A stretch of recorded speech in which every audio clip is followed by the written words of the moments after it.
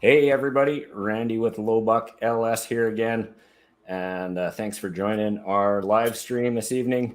I'm pretty excited for tonight. I'm doing my first interview for the Lowbuck LS channel and the podcast. So let me introduce our guest. We got Michael Narx here. Mike is the founder of the dragondrive.com website and the social media accounts that go with it. He's grown that Instagram account to over 50,000 followers in a real short amount of time, like 6 months ish. So we're going to dive into that in a bit and dive into the whole drag and drive phenomenon that's been exploding here lately. We'll get into that in a bit. Mike's also the owner of Narx Customs. They're a shop that do LS swaps on a wide variety of vehicles. We'll get into some of those project vehicles here in a bit. He's got a YouTube channel to go along with that as well. Another thing I've noticed about Mike, he's a big fan of all kinds of racing. I know he's focused on the drag and drive stuff right now, but I've seen him interview like the coast to coast competitors that do the cannonball run style races right across the country at 200 miles an hour. I've seen him interview Gambler 500 guys. I've seen him interview and take part in express rallies. So thanks for coming on tonight, Mike, and joining us. How are you doing this evening? Dude, I'm excited. This is going to be a lot of fun. I'm not usually on this side of the camera. You're on this side of the mic, I guess. Talking about myself. So it'll be a lot of fun. I hope everybody's ready. I've got a ton of stories to tell. So right on. Be good. And I know you're a good talker, so that's why I chose you as my first guest. So well, I certainly appreciate that. We definitely have some fun stories and some things that have gone our way the last few months. Obviously, with all the Instagram stuff and things like that. So yeah, it's been a huge plus. Right on. So tell me a little bit about your background. Like, where are you from, and what got you started in this whole car hobby, and especially doing stuff like LS swaps and bolting turbos onto LS engines and all that good stuff. Right. So as a kid, my grandmother, my dad's mom, would take us to anything we ever wanted to do. So a lot of that meant car shows because we were bicycles, cars, all that kind of stuff. I grew up in Northeast Arkansas, and that means lots of flat, straight roads. So I would think a 7 or 8 year old, we'd go outside at like 10 o'clock one night, and there's literally street racing going on in front of the house. So, wow. I mean, that's how flat and straight the roads were back there. And so that led to, oh my gosh, cars are cool. And then, of course, motorcycles and bicycles and taking things apart and all that kind of stuff that you do growing up as a kid. But then also our mom, my brother is 4 years younger than I am. Her and my dad split up, single moms in the late 80s, early 90s, didn't have any money, but they had $2 that you could buy a Hot Wheels car for. So every time we went to the store that had Hot Wheels, whether it be the grocery store or Walmart or whatever, we would end up with the Hot Wheels. Sometimes we'd have to negotiate, hey, can we get this cooler one or whatever, Right. Sometimes it only meant one that week, or maybe we could get two during the week. So big shout out to my mom. Yeah. Yeah, I think you're still into the Hot Wheels, right? Because I just saw a post on your Instagram about getting a full collection of 8 VW Hot Wheels. Yeah, it's still a big deal. And what people don't know is this is a green screen behind me because of what I do now. But behind me is about 150 that are on the wall in some earlier Narx Custom podcast stuff. And then on the wall in the shop, I have another 300 or 400. So, wow. So I'm not going to say I have a huge collection, but I am I'm a Hot Wheels truck guy. I like a lot of the truck stuff and maybe some cool cars. So 90% of the collection I have, air quotes, I have are trucks, which is, it's such a small portion. Next time you go to Walmart, just take a look and count the number of trucks that you see, and then count the number of cool trucks within that. Right. So yeah, the Volkswagen deal the other day, I walked in and they had put out a new display, and I was able to put an entire 8 of 8 together in one visit, which normally doesn't happen. Perfect. So right little cool stuff like that. Yeah, perfect. And we got our first comment on the YouTube. Looks like we got a few guys tuning in. Joseph Moore, we are doing well. Thanks for joining our live stream tonight. Yeah, anxious is the word I'm going to use. Yeah. So let's dive into the Narx custom stuff a little bit. How long have you been operating that shop? We started, well, so Narx Customs has always been a idea of ours, mine and my little brother Steven, we started technically in 2016 when I built the shop here, but before that, he had always kind of wrenched on some stuff for friends and things like that, but we never did it for money. But 2016, I got serious and we started, a YouTube channel and all the Facebook pages and Instagram and things like that. And I built a shop here at the house in 2016. So that's how I paid for the first couple of trips. And we'll talk about this later with the drag and drive stuff, but that's how I paid for the first couple of drag and drive trips, was turning wrenches for other people, building cars for folks and things like that. Nice. And we got our first drag and drive competitor in the chat. Yeah, man. Here. Yeah. Dallin Everson just finished Miles of Mayhem in his. Did you see he lifted the wheels on that car? Yeah. That's pretty awesome. Yeah. He's local to me as well. So thanks. That's cool. Thanks for joining the live stream. Yeah, certainly. Yeah, so appreciate that. With starting up Narx Customs, and I think you've still got a day job, and with running the drag and drive, do you still have time to work on your own wrench on your own project? Well, sadly, no. I worked real hard for about 2 weeks to get the old truck ready, my 66 C10 truck that we'll talk about here in a minute. To get it ready to go on the April drag and drive event that we host. It's just a weekend regional event. And so I worked real hard for 2 or 3 weeks to get it ready, and ended up somehow bending a drive shaft, and it just completely vibrated itself to death. So I haven't even touched it since April, and this is being recorded in August. So I haven't touched it in 4 months. It's sitting in the same spot.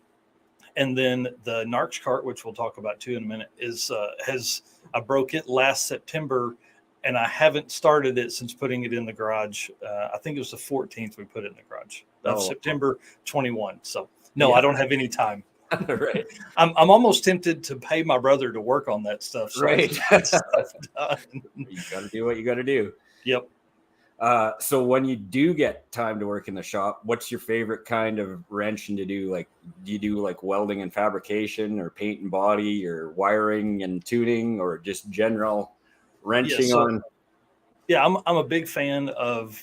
I enjoy wiring. I enjoy figuring that part out, because a lot of that's probably the biggest part of a car build is the, what parts to order, what the plan of putting stuff together is. And so from there, wiring to get everything looking better, or at least working first, and then go back later and fix it.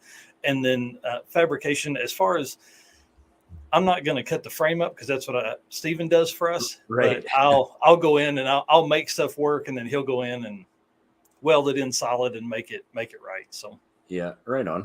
Mm-hmm. So I know you guys have done a bunch of LS swaps in your shop. When you guys are doing that, do you do it all in house, or is there any tasks like the tuning and all that? Do you outsource any of that, or do you do it all in house? Yeah, the only thing we outsource is tuning right now. Now, there's some things that are coming up, the LT swap in the 65 International that he's finishing up, that we'll have to outsource just a little bit of stuff like exhaust. We typically, on a build of that level, it's got an LT, 6.2 from an Escalade, 6-speed auto or 8-speed auto. It's the first time we had done that. And, all the transfer case and everything from the Escalade. So the electronic side of that, we actually bought a harness, and we're having somebody else go through and tune it and things like that. So we typically, we haven't dove into like HP tuners or any of the tuning or stuff like that. I did see a question on your comments, for our notes about, do we prefer to use a aftermarket harness or cut down one? We have done it every way. If I'm going to do it and we're doing it for a customer, I'd rather purchase one, to be honest, just because it's so much easier than, and I'll say it like this, we are $65 an hour in the shop. So if you take 8 hours cutting one down, is it worth the $540 that you're spending to pay us to cut it down? Or you can buy one for $500 or $600. Yeah, exactly. I've got a BP harness on the bench over there, and they're beautiful and just plug and play. And we're actually going to have Bill with BP on here in a few interviews from now to talk about all that stuff. That's great, man. And that's such a good business. And really, going back to the reason I cut down my own harness, one, to save money, but then two, to figure out how to do it and to prove to myself that I could do it. You know what I mean? There's so much of that that you just I was like, lt1swap.com, you can follow the instructions right there and it's easy, So. Yeah. But your time is worth money too, eh? And the amount of time it takes to do it. The first one I had, the first one I had 10 hours in. Yeah, exactly. So at $65 an hour, if that's what you value your time at, there's $650, eh? Yep. We got another Canadian in the chat here from Nova Scotia. Thanks for joining us. So at Narx, I knew I was going to have trouble with that word.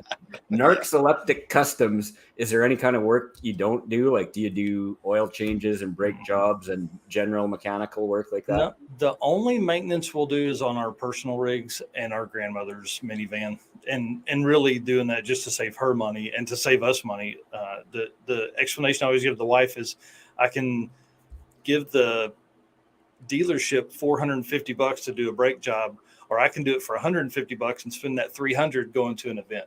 Yeah, exactly. So I would much rather go to the event than pay them the other $300. Yeah, makes sense. Yep. So with the amount of LS swaps you guys have done, and like I said, I've seen you guys do it on a wide variety of vehicles, like Grand Wagoneers and Land Cruisers.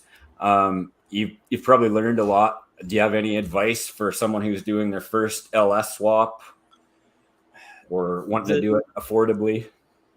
Gather all your parts before you start tearing stuff apart. That's really probably the biggest thing with any car build, especially with LS swaps, is don't get something torn apart and then, I'll buy my donor motor then. I'll buy my transmission then. I'll buy the spacer later, and just kind of gather all that little stuff. Take a year, take 6 months putting that little stuff together so you can literally get that car a lot further along than what you had intended. But Amazon and eBay Motors, we bought a ton of stuff from eBay going back years and years and years.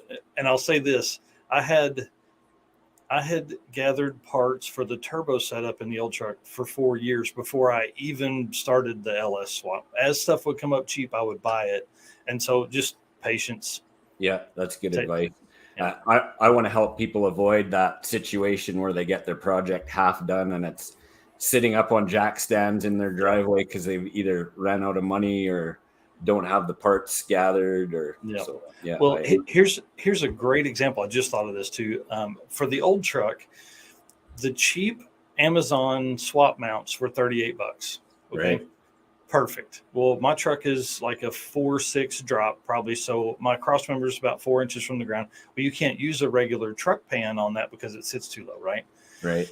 So I go and spend $350 on a brand new CTSV oil pan, so it fits and is under or is above the cross member and all that kind of stuff. Well, if I had taken the time to kind of think about that a little bit, I could have spent $170 on the classic performance parts swap mounts, and it would have raised the engine up enough to where I could have used the factory truck pan, and I would have spent $170 compared to $360. Yeah, exactly. And when we got the motor swapped, I was like, oh crap, I had to pull the motor all the way back out to change the oil pan. So, it's that little stuff like that you just don't think about because everybody goes, oh man, doing LS swap, it's easy, it's cheap. Yeah. But, then you nickel and dime and all that kind of stuff with a $330 oil pan. Exactly. And one of the things I'm learning is sometimes doing things the absolute cheapest way isn't the best way to do it. Like sometimes you're worth spending a little bit more for the right part and the right fit, and it'll perform better and make you happier, and you'll be and one of the biggest benefits to an LS swap now is there's probably very few vehicles that an LS hasn't been put in. So if you take a little time to do your research, you can most likely find somebody. Used to we had forums, and that stuff was around forever and ever and ever. Now with Facebook and Facebook groups, it doesn't really it's not as searchable to find the answer you're looking for. Forums were great because you could go back through. Tim Webb says prices starting to go up. So That's exactly right. You know, what was a $330 oil pan 4 years ago, maybe $450 now. You know? Yeah, and take 8 weeks to get here or whatever. Yeah, that's exactly right. That's right. Supply chain issues. Yeah. Yeah. So, is there any mistakes that you guys have made during LS swaps that you'd, for anyone that's doing their first time, any mistakes to avoid or? Yeah. So the old truck is a great example. I thought it's a truck. It's a 66. It'll fit truck manifolds, no problem. So I get everything together. Wiring harness is cut down. It's in. It's ready to. Everything's ready to go. And I'm like, I'll start figuring out exhaust. Well, the truck manifolds don't fit in that first generation C10 truck. Oh no! Luckily, literally next door neighbor, was doing some shorty headers on a 2013 or 2010 SS Camaro. Well, in helping with that, I ended up with a set of manifolds, and those manifolds fit perfect. Nice. Well, if I'd had to buy those manifolds, that'd have been out a couple $100, So little stuff like that was a big mistake. And then most of the other mistakes have been just for LS stuff. People don't understand coming from a carbed, Gen 1 small block stuff. Power is everything in those, ground is everything in LS. So where you could, in your old, in your carbureted small block, you could just drill a hole into the body, and so you had a ground there. It's fine. You can't do that on an LS. It just, stuff will mess up. You'll be chasing things forever, and it'll be as simple as a ground. So grounds are the most important things in LS, and even more so in LT stuff. Yeah. And being EFI and with computers, there's so much more sensitive to grounding than the old engines with carburetors and distributors. Yep. Yeah, they didn't care. This new stuff, it cares a lot. And I think that's what I like most about an LS and an old car, is because it gives you, parts availability is super easy.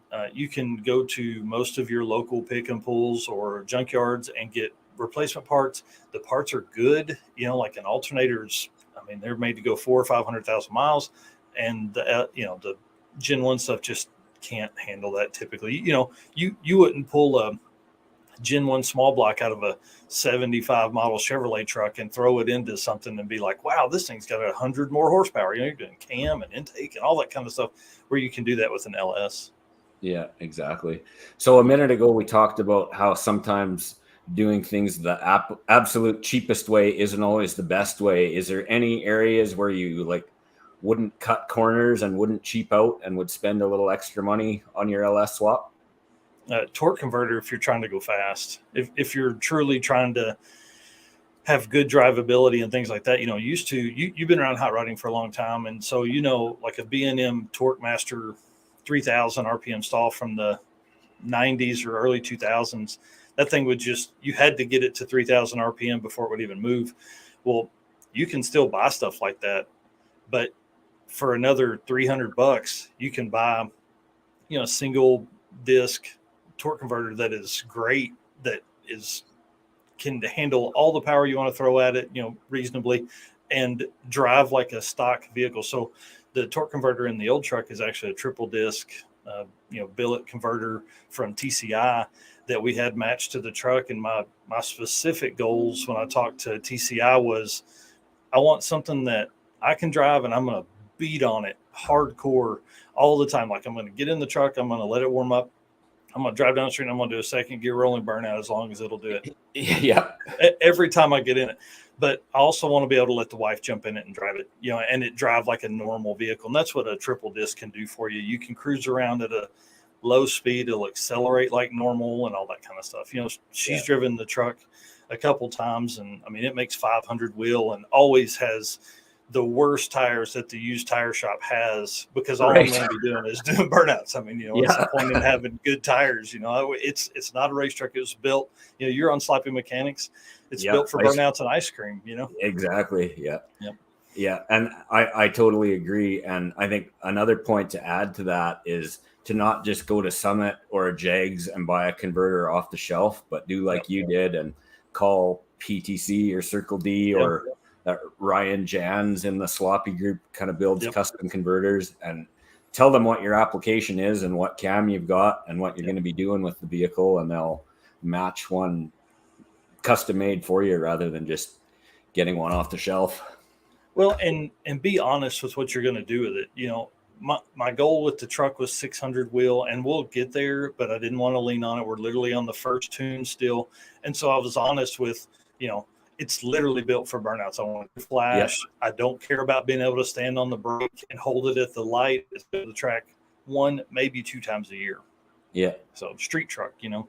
Yeah, exactly. And hello, the Ozman. Yeah. Thanks for coming into our live stream tonight.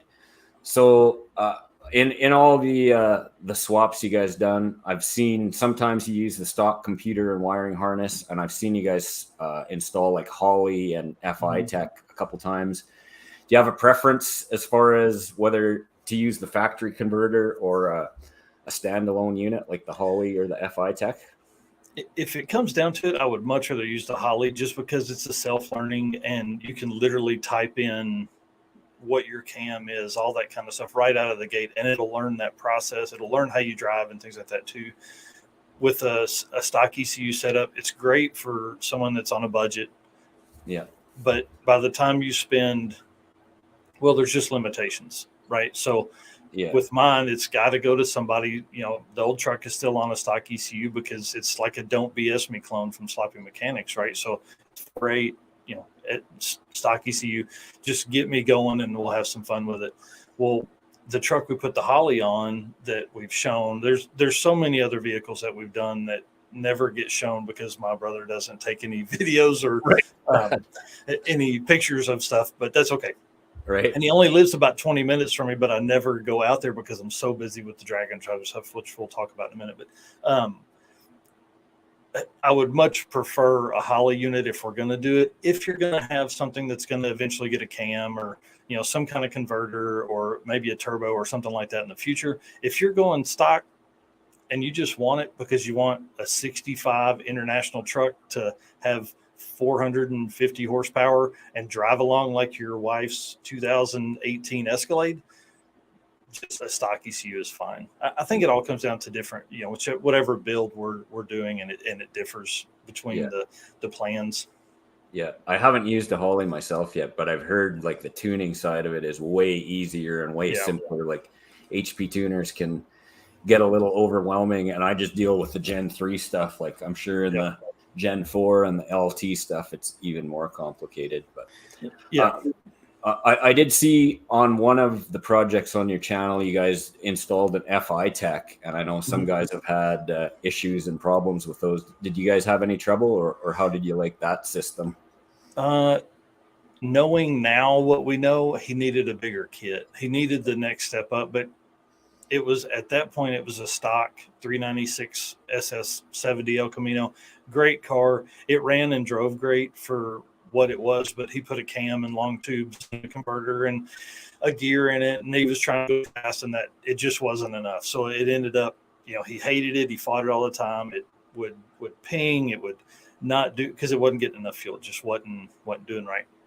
So he pulls that out, puts a 550 horsepower, I think it was 505 big block in it, and the turbo 400 from a 700 R5. It completely changes it up and went with like I think it was like a 800 FI Tech. So we had good luck with what we've put on that have been reasonable, and actually have had better luck with FI Tech than we have with the Holley Sniper setup. We're struggling right now. We've got my brother has an International Scout that factory 345 V8 comes in. Guy had a carburetor, ran great. We put a Holley on it.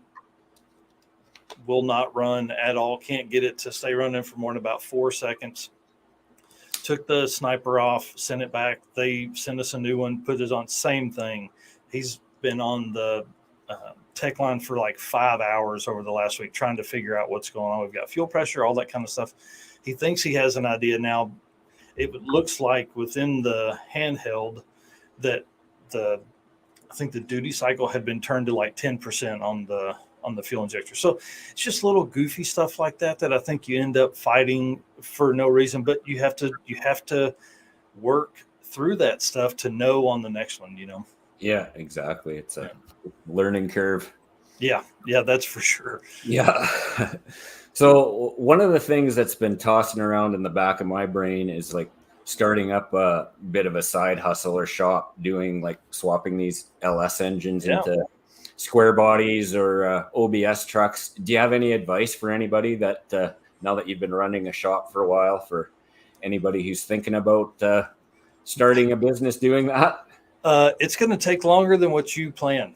So the Land Cruiser is a great example. It was the first vehicle I did I really did for the channel with a series along with it. And I think there were 70 something videos with that rig, and I put an LS in it. And I went and looked at the vehicle, planned, 60, 80 hours should be no problem to get an LS in this. We had a plan for how we were going to get from the GM Trans to the Toyota transfer case, all this kind of stuff, right?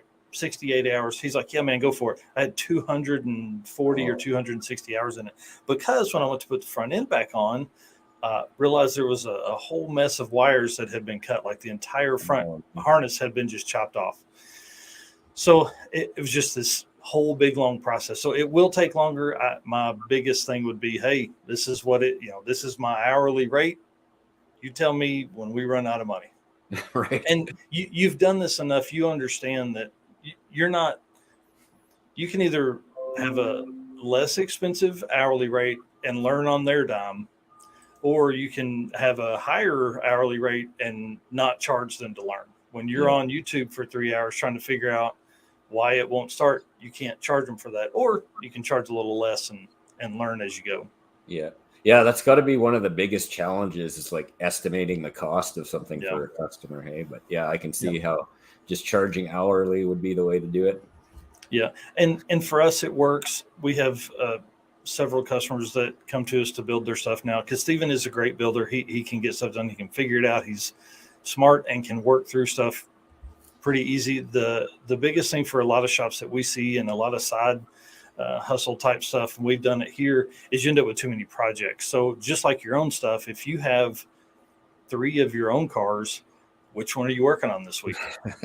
I mean, if and be realistic with your time. That was one thing that cost me really a lot of my own personal time was, hey, I'm telling these customers I'm going to spend 15 hours a week on their car.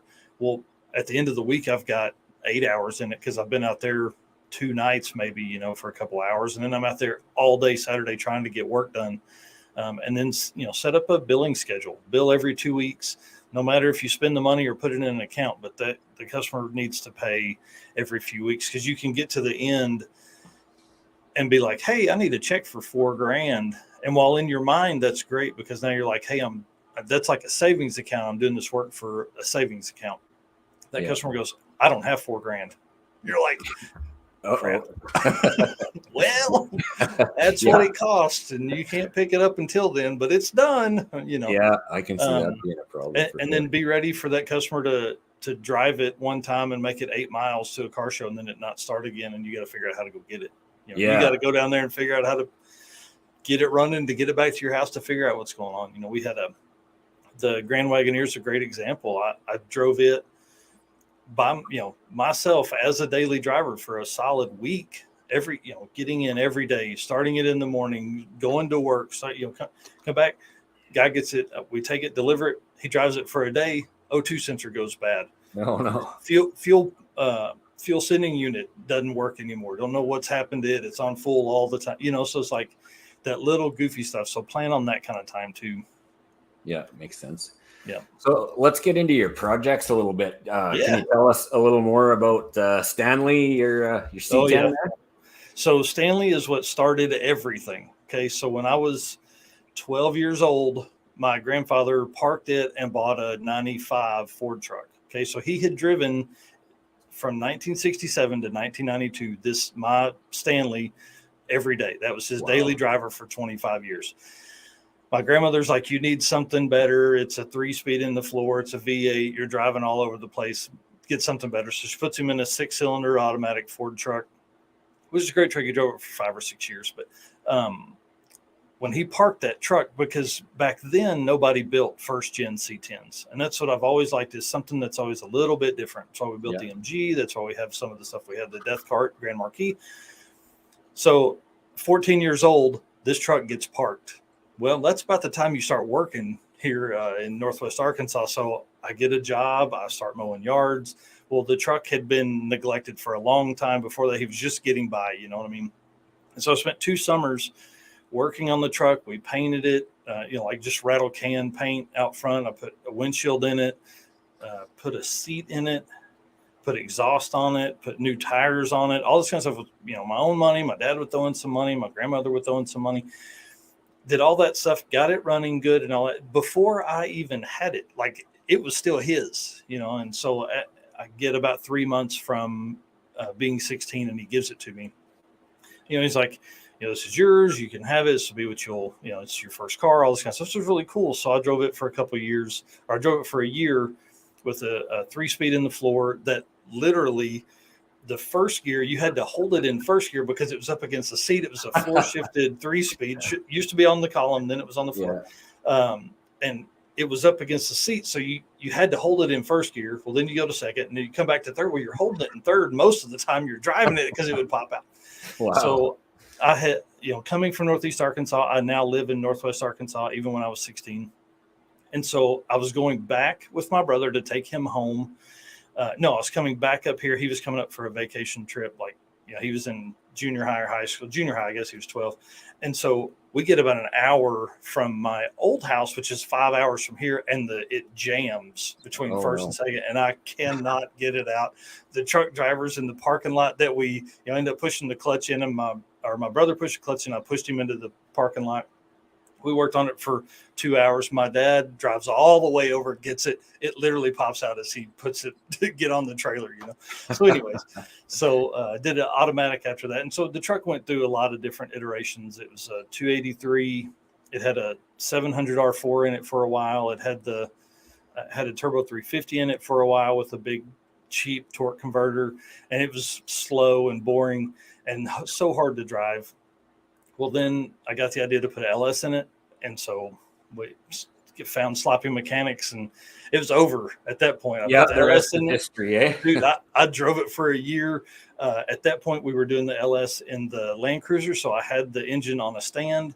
And so I built the crossover for the turbo and all that kind of stuff with something out of the truck, which helped a bunch. If you can do that, that's great. Yeah. Because it allows you to manipulate pieces and parts. You have the car there that you can measure stuff on, make sure it's going to fit.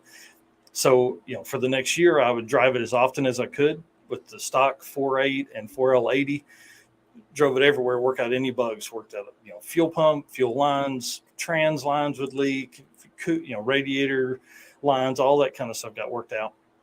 Built the turbo kit, and within 2 or 3 weekends, we had swapped from a completely stock 212,000 mile 4.8 to now, with what is essentially a stage 4 Texas speed cam. It's a custom cam from Comp, but just because I have a friend there, not like we're fancy, but just because I have a friend at Comp, I'm like, hey, I want to, this is what I want. Yeah. Again, going back to what we talked about with the converter. And so I had the converter, the turbo on it, the intercooler, all that kind of stuff, and did that in 2 weeks and went and got it tuned. So it went from a 225 horsepower rig to 490 wheel horsepower, at the drop of a hat. So doubled the horsepower on it. It was wild, man. I loved it. It was burnout city for a year. Yeah, nice. So is that truck ever going to see a drag and drive competition or?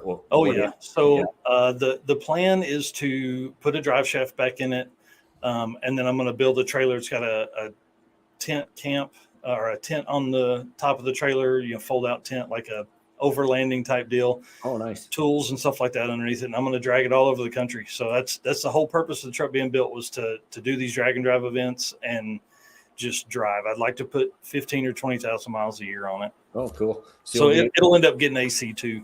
Oh, nice. That's a big, my current truck, I ripped off the air conditioning, and if I head south to the States, I definitely want to have air conditioning. Yeah. yeah. You guys, the Miles of Mayhem guys, there was a few on there. I saw the comments going, I should have put AC on this thing. That's coming for next year, Yeah, exactly. So, but the truck really is, I did a CPP, mini notch in the back. It's got a welded 12 bolt rear end in it. Yeah. That was in the truck factory. I mean, it's fun. Yeah, perfect. Yeah. So you said you're having a tent right on your trailer, so you'll be able to sleep right on your trailer. Did I get that right? That's cool. Yeah. Save on some hotel bills, eh? Well, and I think that's the only way I can make drag and drive addiction work like I wanted to, because there's 12 events I'd like to hit in 2023. And, you start figuring 12 events at 4 nights time average. I mean, that's 50 nights a year in a hotel. That's $10,000. Yeah, that's a big bill for sure. So that's cool. Yeah. So let's talk about the Narx cart for a bit. That I haven't seen it on the channel for a while, but tell us a little bit about that thing. Yeah, so I'm trying to decide what I want to do. So the whole purpose of that car was to build it as a giveaway car, which is never a good idea. For you YouTubers, don't build a car to give away. It's a waste of money. I'm writing this down. Yeah, please, I'm telling you. So the whole plan was it would give me a ton of goofy, dumb content, and that would take our channel to the next level. Okay. So I set this goal of when the channel hits 1 million views total, we'll give this car away. Okay. I've owned the car more than 2 years now. We still haven't hit that. Right? Oh, no. 40 something videos later, and all this stuff with I'm talking about 40 videos, just Narx cart videos. Oh, wow. Plus all the drag and drives it's been on and things like that. Yeah. But the struggle with the car was, or the reason the car really came about was, one, I wanted to do something dumb. I wanted a car that I didn't care about. Okay. Yeah. That's probably the best way to explain it. But also the wife and 2 daughters couldn't fit in the old truck comfortably and legally. So the wife was like, well, you're going to have to build something. So I thought, why not a Grand Marquis? So it's a 2003 Grand Marquis that was literally one of the nicest cars I had seen. We gave $900 for it and went home and cut the roof off of it. Wow. Pulled the door. My kids were, they worked with me to pull the doors off. The interior had never been smoked in or anything like that. When I gave the old guy the money, he was like 80 something. I gave the old guy the money and I was like, yeah, we're going to go home. We're going to cut the roof off of this thing. He was like, what? What are you talking about? And so, since then we were lucky enough. We sold a lot of Narcoleptic shirts, Narx cart shirts to help pay for that. Another reason to build a brand, which we'll talk about shortly. And then everything we did to it was donated. So, I bought the turbo. The complete hot side is all built out of scraps people had around. We had here, some friends had some stuff. The intercooler stuff was donated. I mean, it was how cheap can we build this thing to have so much dumb fun? That's perfect. It's a 03 with a 2-valve 4.6 in it. It's got a GT45 turbo on it. And really the reason we put the nitrous on it was because it sprays into the turbo. So it's a little copper line. So you take it, and when it's really humid outside and warm, you can tilt that thing just a little bit, and it gives like the pro mod nitrous fog, so it looks super, super cool. Nice. And if these folks follow Blaine Stark or Blaine's Therapy, they'll have seen that they're big nitrous guys. And so I'm in the lanes. It's day one. Blaine's talking to me, and I'm like, man, I want a 13 out of this thing because they're not very fast. We had a 430 gear in the back, or have a 430 gear in the back, but it's got 31-inch tall tires, so it's about the same as a factory one. So I'm like, Blaine, how do I get a 13? He goes, man, you got to put a 100 shot on it. I'm like, well, it's phrasing the turbo. He goes, you better let off the button before it shifts. Well, I didn't do that. Oh, no. So it shifted 3rd to 4, and I'm still just, I got all the button on it, Yeah. And we lost overdrive that night. So we limped it, they're 280 miles, and then but lost 3rd gear. Yeah. So it's pretty interesting. So the new plan, I'm really thinking we just crossed 650,000 views the other day. So I'm really thinking I'm probably just going to put a stock junkyard trans in it and have Ryan Jans, which you had mentioned earlier about the converters, have him go through and mess with the factory converter a little bit, give me more stalls so I can get up into the boost a little bit and do a better burnout. So, yeah, for sure. Yeah. So is it still a big, heavy car, or did taking all that sheet metal off, did it make it a lot lighter? Like, have you ever weighed it?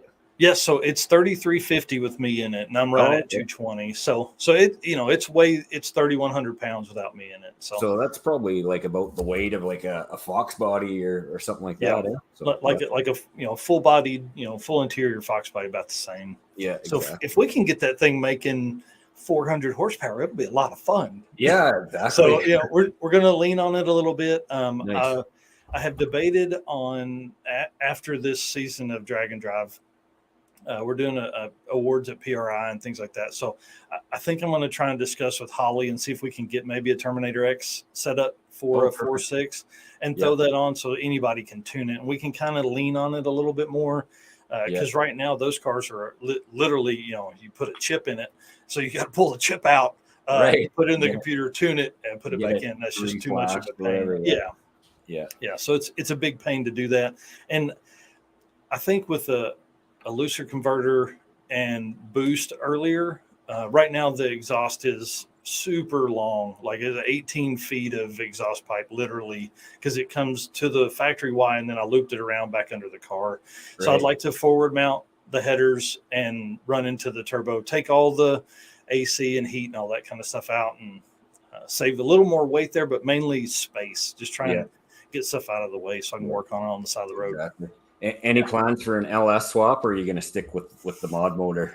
For this one, because we're giving it away, I think I'm just going to stick with the mod motor because it'll be easier. What I would like to do, I'll build another one for sure. I've already got different ideas for a cage and things like that would fit with some NHRA tech, and I'd like to build Leroy's uncle.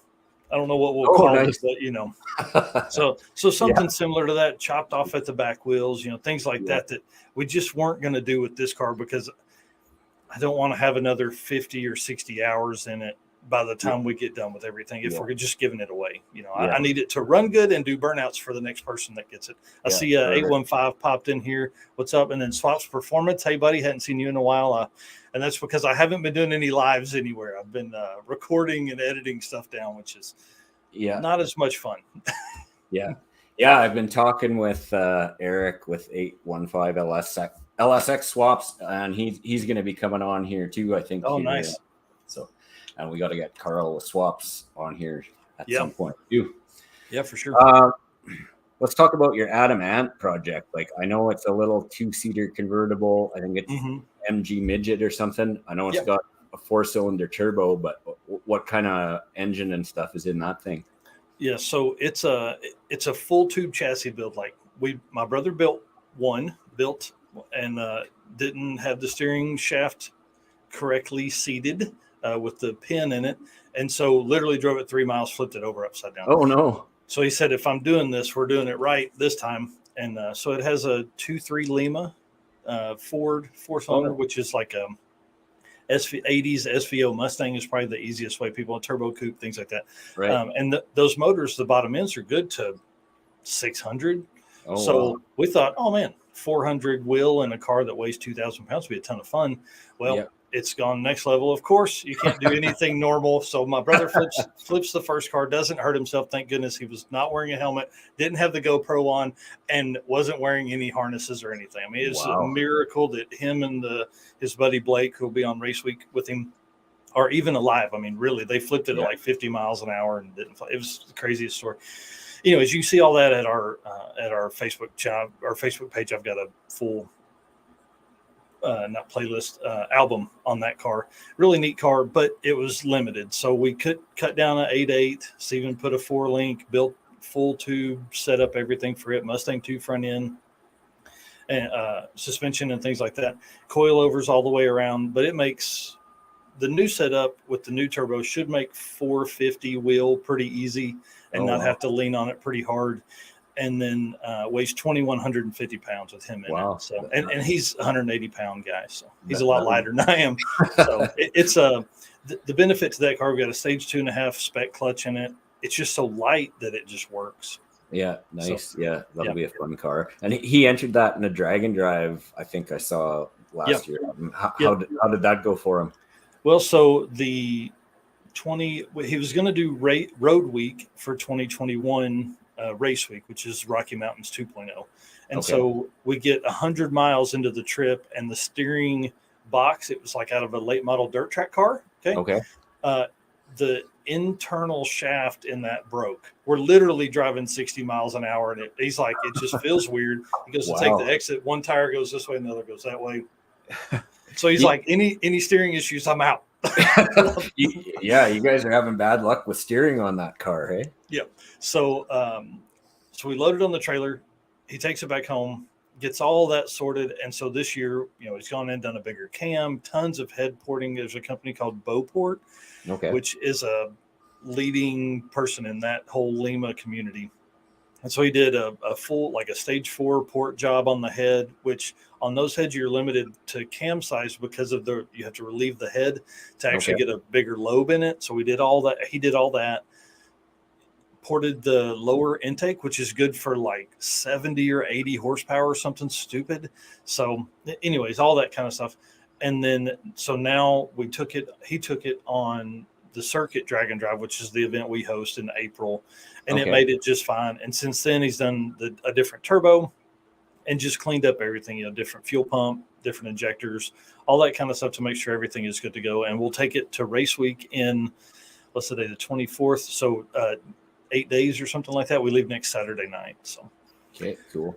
Yeah. And it starts in Oklahoma City and goes to Dallas. It's like an 860-mile trip or something like that. Oh, nice. Should be fun. Oh, it's going to be nuts. He's going to hate his life because that car is too small for 800 miles. Yeah, I can't imagine that being a comfortable car to ride in at all. No, it's not at all. And the suspension travels about this much. Oh, and man. There's no sound deadening because eventually that motor and trans and rear axle will come out and go into something else that we're not even putting out in the world yet. We're not even telling anybody about it yet. So okay. Well, we kind of touched on this a bit before, but you guys are doing an LT swap in the international truck. How hard is that compared to doing like a regular LS swap? The difference has been just the amount of, after the swap is the same. Getting in, building a trans mount, all that kind of stuff is the same. The difference has been the electronic side of it, because an LT runs, a factory fuel pump at, I think it's like 62 or 64 PSI.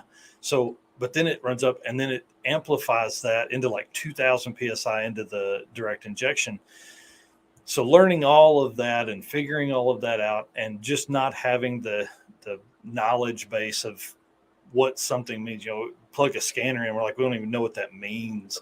Right. And so he's been fighting with it for, I would say, a month just to get the final little pieces done on it. But it's a really, really cool truck. And one of our best customers owns it. And we're lucky to have the guy because he's got plenty of project cars. But this truck is a ex-military Southern Arizona truck. It's a 4-door international long bed. So it's longer than like a 2011 Dodge long bed crew cab truck. It's insanely big. So they did Ford Super Duty axles underneath it. It's got the LT 6.2. It's got an 8-speed from an Escalade, and then it's got the same transfer case from the Escalade. So it'll be all push button 4-wheel drive and auto slip detection and all that kind of stuff. So it'll be really, really neat. Yeah, and like you said, it'll drive like a brand new pickup when you guys are done with the day. So that's cool. Yeah, it's got 37s on it, and so you'll be able to get in that truck. And the other part of LS and LT stuff is, you can literally pull in to that with that 1965 international truck into O'Reilly's or AutoZone anywhere in the country and get an alternator, get an intake gasket, get exhaust gasket, get something that's going to break, because it is going to break. Yeah, exactly. Yeah, it's always good to have one of those cars and that's the nice thing about the LS is you can get parts from in the middle of Alaska. I'm sure you can find LS parts. Yeah. Well, and a lot of times, like for us race guys, somebody has something. Hey, I need an intake for this thing. Okay, cool. Here you go. You know what I mean? Everybody has stuff. LT stuff isn't quite like that yet. It will be, because they're I'm telling you, they're the next wave, because they make 100 more horsepower for every model across the setup, and people are working out the direct injection, but then folks are also putting an injector in the runner and running like a regular LS setup. So a combination of like port injection and direct injection. Which makes sense, because I think it's pretty expensive to get like bigger direct injectors. So yeah. And probably one of the biggest benefits too is they can flow, like you can take a factory direct injection, set up another 150 horsepower, I think, or something like that, just by some tweaks without having to buy injector. You go another 150 on an LS setup, you're way out of injector. Yeah, for sure. Yeah, right on. And I see Eric finished wiring on his Mustang, and he's a few days away from his first street legal drive, so that's cool. That's exciting. So if I get to go to Drag Week, then we stop in Byron, which is about 20 miles from him. So I'll be able to hang out with him for the first time in a little over a year. Yeah, so it'll be cool. Perfect. Yeah. And Swap says, check out Swap Time. They have a lot of information. I'm assuming he's talking about the LT stuff probably, but okay, cool. I think I'm going to skip. I was going to talk about a bunch of other types of racing, but we're already 50 minutes in, and we hadn't even started yet.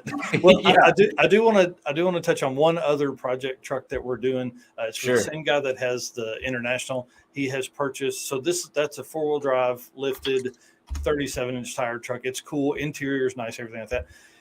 The vice versa to that is a crew cab International truck that's lowered on 20s. That's getting a turbo LS. That's essentially a clone of the old truck. So it's a goal of 500 and doing burnouts and air conditioning and drive anywhere. So it's a neat truck. And if you jump onto the Narx Elliptic Instagram, you can see a couple pictures of it here and there. I just haven't posted up very much of it. So cool. Well, we'll tell Steven to turn on his camera. Dude, listen, man, it's brutal around here sometimes. You're right. Yeah, that's the way it works.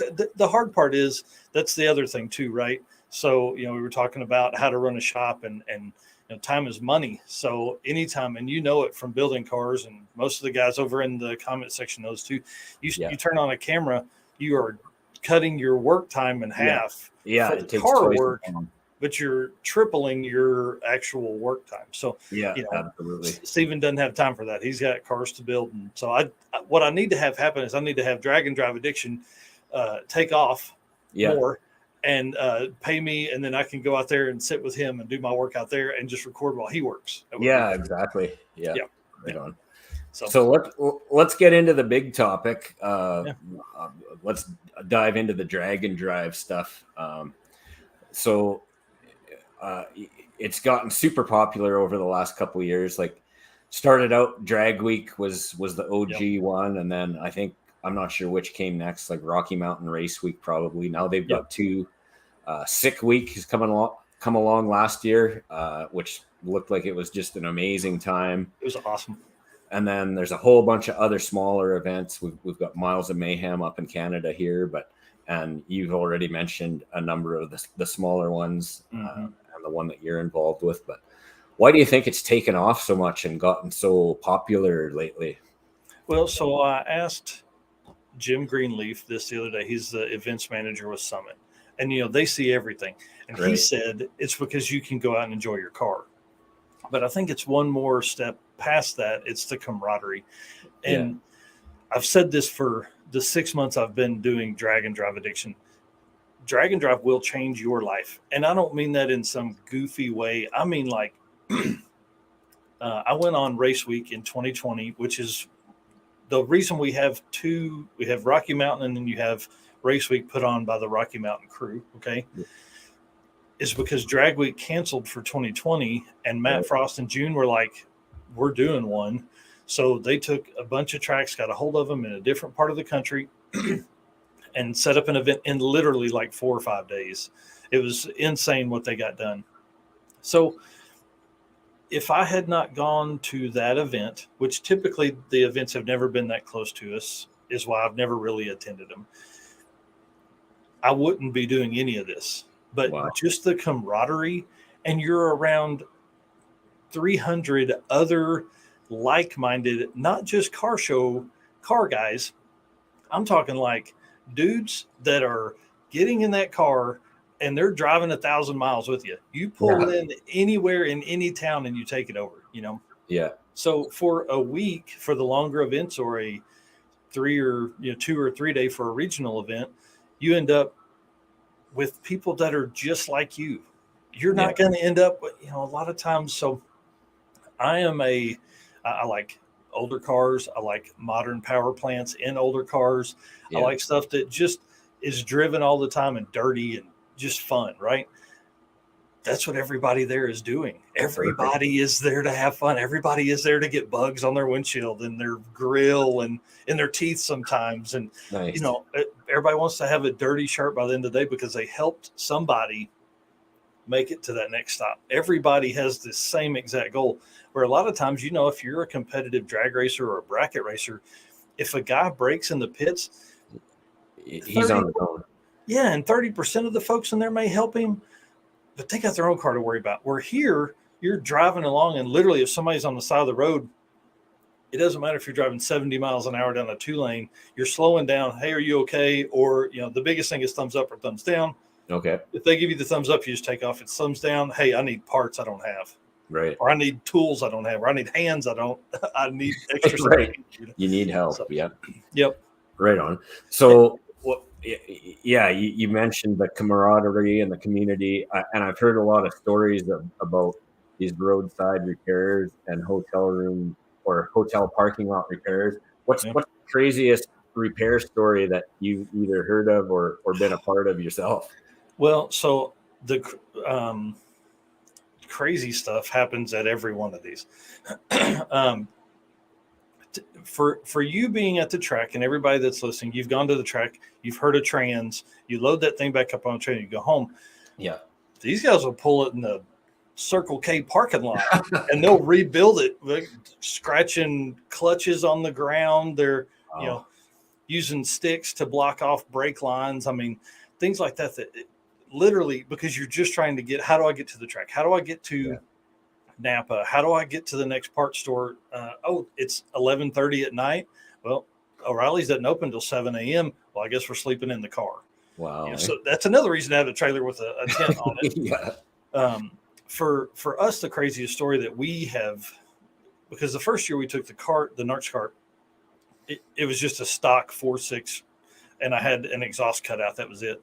So it was dead reliable. It didn't have any issues. Year 2, of course, we had the trans problem, but we also had Stevens, the Project Adam amp, didn't make it. So we took and borrowed a friend's death cart, which was a Volkswagen Golf with the big turbo on it.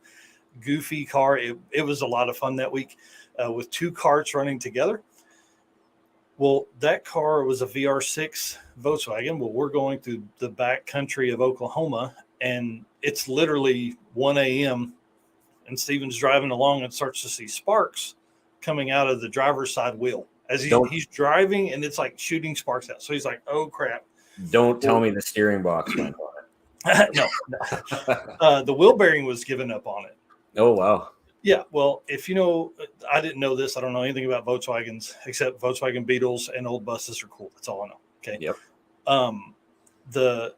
It is a very specific wheel bearing for just that Volkswagen. Okay. Dumbest thing you could have ever thought about Volkswagen, because somebody's gonna be broke down in the middle of nowhere.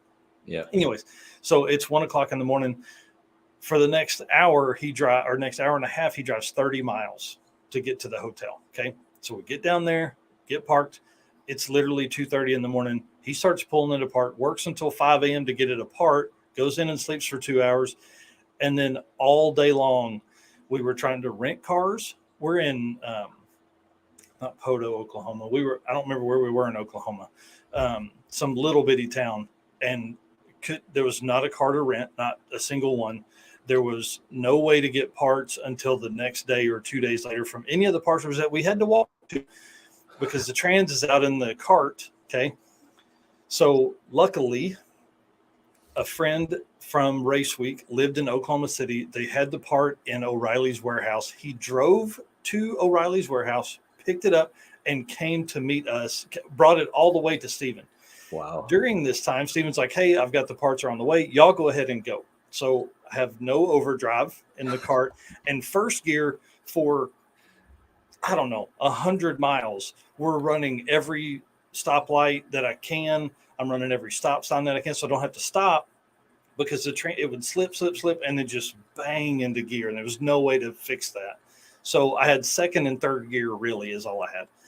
So we're cruising, so I have no overdrive. So we're like, well, I'll take Steven's co-pilot and I'll load up in the cart with my co-pilot, and we'll ease on to Oklahoma City at 4:00 in the afternoon. We're driving along. I lose overdrive.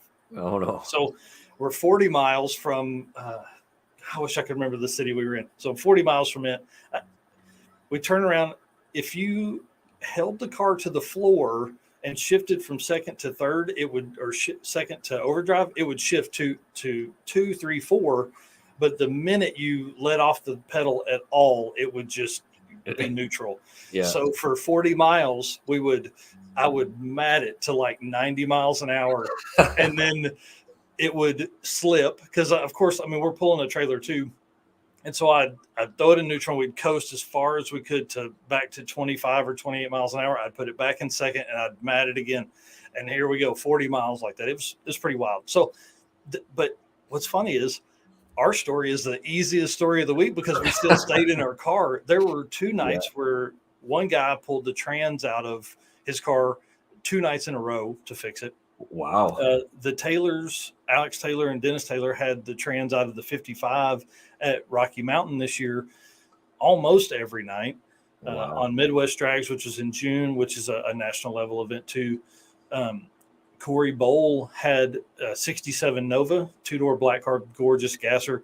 They put 3 ring gears in it, 3 ring and pinion sets in it before they finally got it to ease through the week. So every day of the week, they had that rear axle out. That's crazy. It's crazy. But but what's wild is you break something. So the first time it broke, he spit the drive shaft out and was like, what the heck? Well, the pinion nut had backed off. So he thought, I'll just throw it back in. They get it opened up. The pinion had worked itself into the gear and couldn't be saved. So anyways, went on. I mean, but there's so many stories of that you can't even wrap your mind around. Like, you know, Kyle Williams of Boosted Lifestyle put head gaskets in his Mustang, I think on day 3 of Miles of Mayhem or day 4, and ended up making the week. Yeah. So if you're not ready to work on your stuff, don't do a drag and drive. Now, I say that there's a lot of guys that bring stuff that doesn't break. You know, David Sidden, they didn't work on anything. I talked to him last night. He's going to be on the Drag and Drive news for this Saturday morning that I put out. Okay. He had a 49 Plymouth Gasser at Miles of Mayhem. Him and his son cruised the whole week, didn't have any issues. One time hose clamp loosened up on the radiator and leaked a little bit of water. Yeah, that was it. So, so I give all the horror stories because that's what everybody loves. Everybody loves mechanical drama. But there's a lot of guys that don't do anything. And Turbo C4 Vet there says he's hooked on drag and drive. Now, it is a different lifestyle for that week. And what's even worse, and this will be the hardest thing, if it's a week-long event, you burn a week of vacation, but then you need at least 2 or 3 days before you go back to work. Like, it sounds like you need some recovery time. To get ready for it, just drive your car to the racetrack, unload everything, make your passes, load everything back up, and drive home. Then the next day, do the same thing all over again. Yeah. So, wow. Yeah. Sounds like quite an adventure. Well, and I think that's the future of drag and drive. That's regional weekend style events. I'm working on a feeder system right now to try and figure out how we can because right now getting into a national level drag and drive is virtually impossible. You're literally, it's on the luck of the draw. Yeah. So even up here, like the Miles of Mayhem sold out in 20 minutes. I think it was 2 hours is what they said. But the struggle is, they took everybody that wanted to come in from the year before, they took them. Right. So they had 80 people. So 160 cars were available for 2022 for Miles of Mayhem. 80 of those spots were already taken and paid for by people that participated in 2021. Right.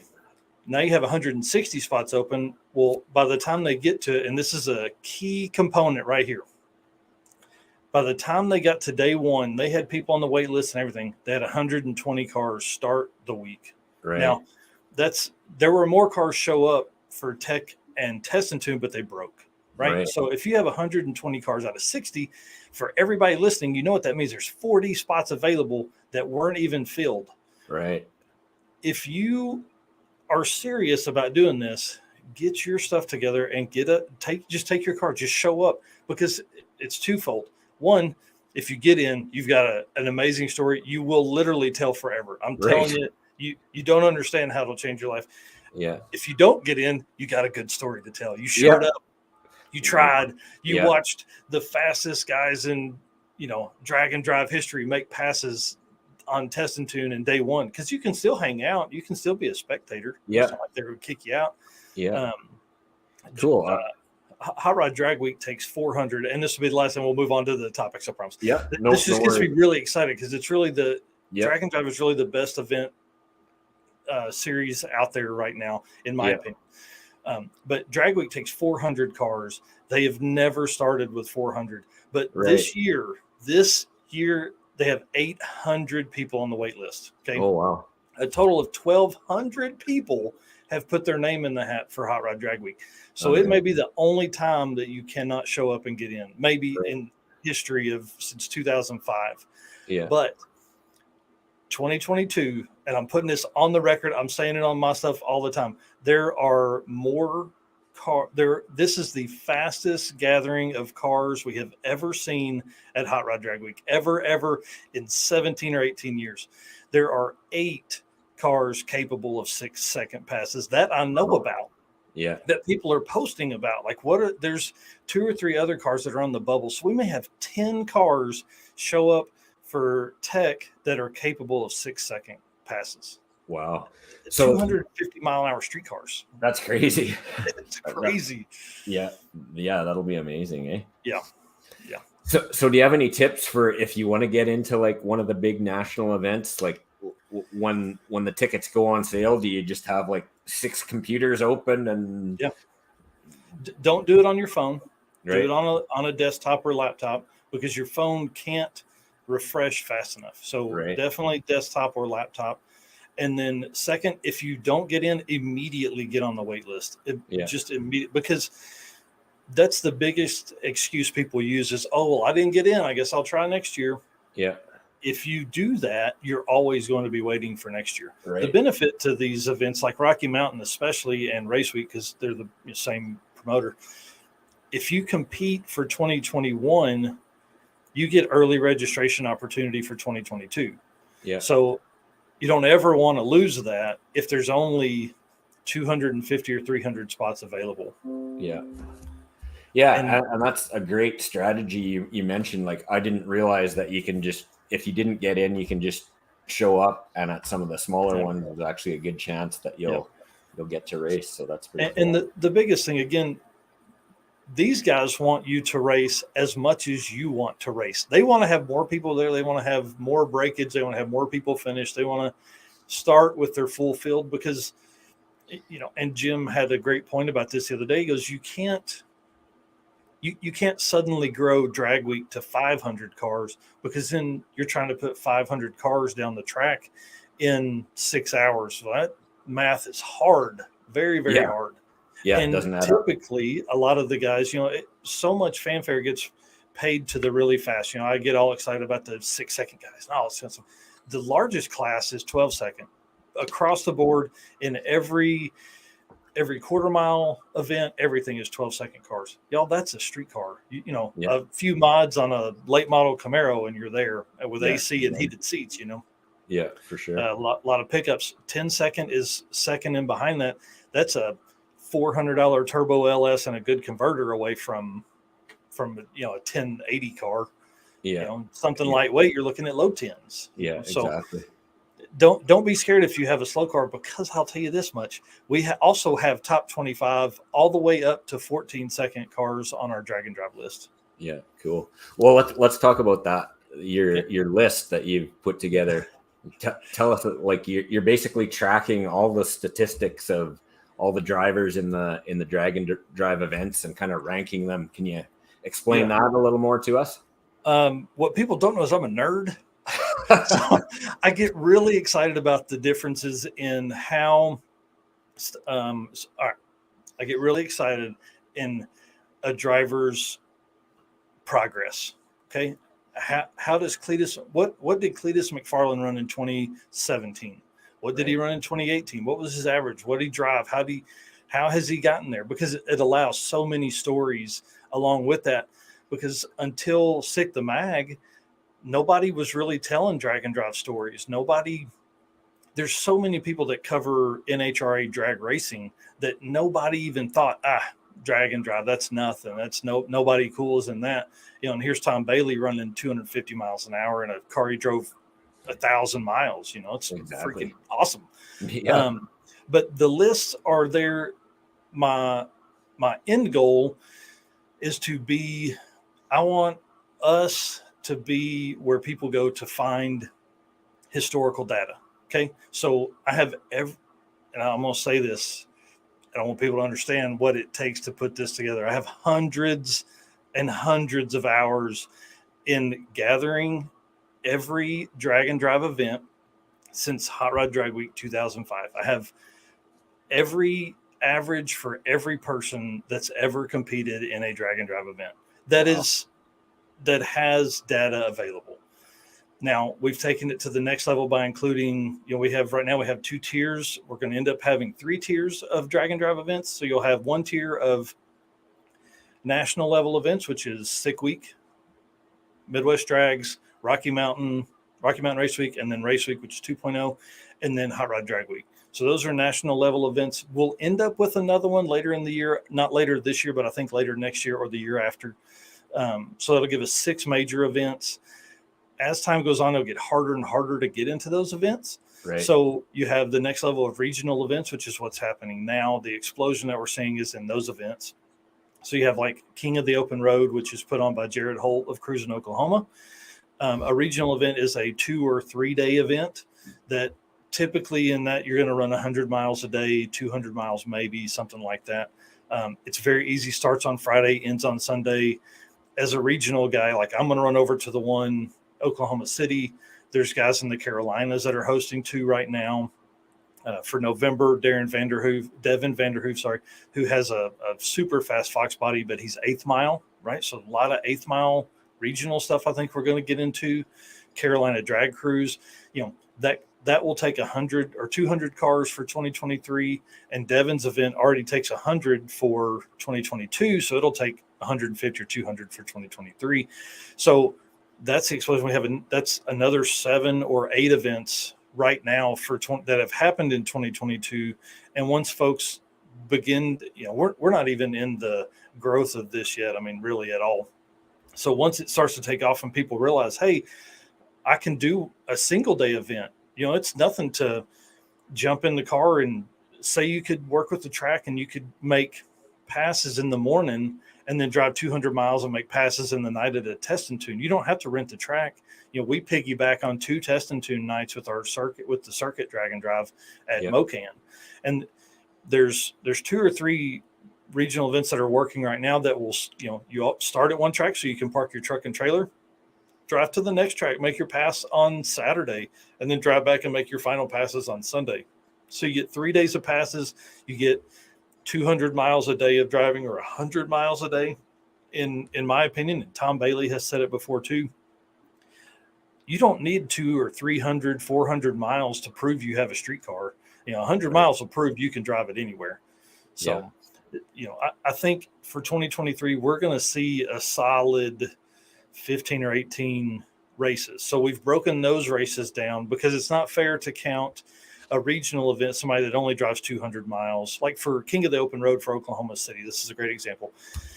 I can't compare it to the same as Drag Week, because Drag Week or Miles of Mayhem or something like that, they'll cover 1,000 miles, where Cruising Oklahoma's King of the Open Road Coder is what we typically call it. You're going to drive 200, 220 miles. You're going to race a little bit Friday night, more of like a test and tune, and then you're going to drive 200 something miles, and you're going to race on Sunday as an elimination shootout.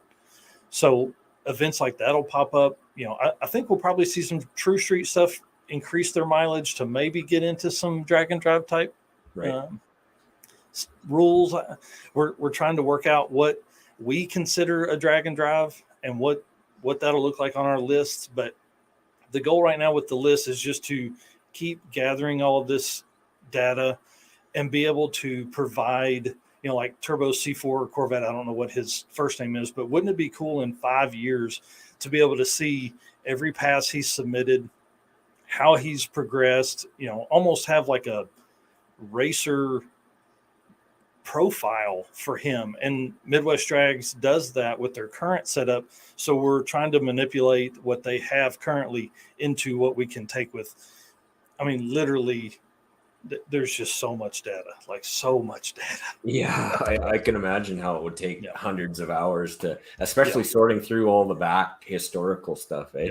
Yeah. And so that's the struggle. Everybody keeps asking, hey, when can we see X? When can we see the fastest NA cars ever? All that kind of stuff. You think about, okay, if you wanted to know the fastest naturally aspirated car at Hot Rod Drag Week ever, well, there's NA classes all the time. Well, do you separate that into big block and small block?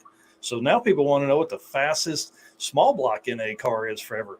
How do you do that and not do it full time? Again, because I have a job and 2 daughters and a wife and build my own cars, Yeah, exactly. I can see how that would. You must be a busy guy. Yeah, there's no time off around here for sure. Yeah, exactly. So you kind of hit on this a bit. You're setting up your truck and trailer to kind of hit the drag and drive circuit next year. What all events do you plan on going to next year? Yeah, so right now the list is Sick Week for sure because it's so much fun. It's February. It's Florida. Okay. Yeah. And then Midwest Drags, I'll be an announcer at again for sure. I'm working to try and get maybe my foot in the door for a little more events like that, because that would allow me to attend more as getting paid instead of paying for it out of pocket. That helps sell it to the wife for sure. For sure. So Sick Week, Midwest Drags for sure. Race Week, I think I'll probably be there for sure. 1.0 is on my list, but I just don't know if I can make it just because of the way timing is scheduled and everything. So Race Week and then Drag Week. So it's 4 of the major events. Yeah. Currently, Matt Frost and Jared Holt are working on expanding their King of the Open Road to other states. So I'll try to hit 3 or 4 of those events. We have our own event. 10 to 12 events is a light number that I think I can make next year. And that doesn't even include, PRI or any kind of trade shows or anything like that. Yeah, exactly. You'll be even busier man next year. Yeah, and we're working with some companies now that I think will allow me to do some influencer type stuff, which will be the first time that's ever happened ever, which is really cool. We're working on that. I may be able to make an announcement on it later next week. Cool. That would also bring in some other drag racing style events. So you add those to the list. How does that work? So now I'm at 15 or 20 events for next year, pretty easy. So. Yeah, nice. So let's talk about the rules for a second. Like, are the rules pretty similar across all the events? Like, are the rules the same for Drag Week as for Rocky Mountain Race Week? And so Sick Week follows Drag Week rules. Okay. Midwest Drags will conform to 2022 rules for Drag Week for 2023.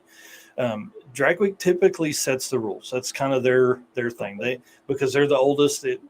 People build cars specifically for Drag Week. Well, if you want to get them, you got to have a list of rules the same way.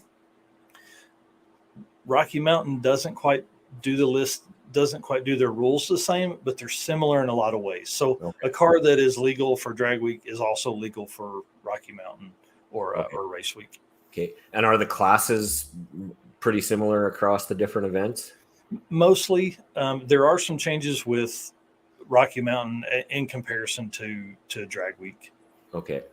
And so like if I'm thinking about getting my truck ready to hopefully at least do Miles of Mayhem next year. Yeah. If I'm running my goal is to have it running 1150s consistently because that's the fastest I can run without a cage. But what would I have to go into the 12-second class or where would I fit into the scenario there? Well, so this is a good topic, friend. So here's the biggest thing.